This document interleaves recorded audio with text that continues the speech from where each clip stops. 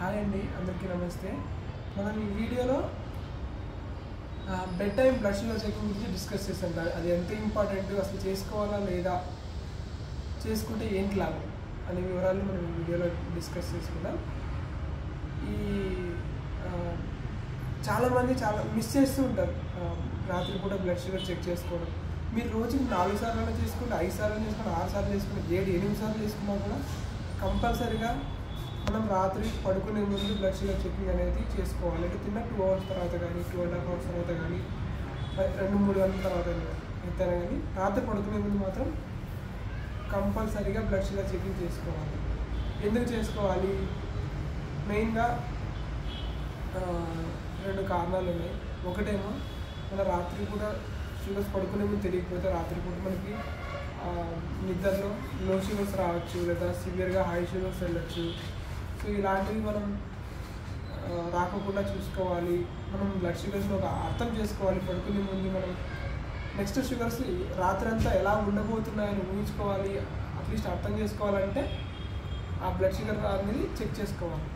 Next రెండో reason వచ్చేసి మనం వాడే లాంగ్ యాక్టింగ్ ఇన్సులిన్, లెవమీర్ కానీ, ల్యాంటస్ కానీ, ట్రెషీవా, బేసగ్లార్, ఇలాంటి బేస్లా కానీ ఇలాంటి ఇన్సులిన్లు అన్నీ మనం వాడుతున్నాము, అవి కరెక్ట్గా పనిచేస్తున్నాయా లేదా అంటే అది దాన్ని అడ్జస్ట్మెంట్ చేసుకోవాలన్నా, అది కరెక్ట్ చేస్తుంది కనుక్కోవాలన్నా కూడా మనం రాత్రి పూట బ్లడ్ షుగర్ చెక్ చేసుకోవాలి. సో మనం రాత్రి బ్లడ్ షుగర్ చెక్ చేస్తాము, తర్వాత మార్నింగ్ ఫాస్టింగ్ షుగర్ చెక్ చేస్తాము. లేవగానే చెక్ చేసినప్పుడు ఆ రెండింటి షుగర్స్లో అదే 30 అటు ఇటు, 20 అటు ఇటు డిఫరెన్స్ రావచ్చు.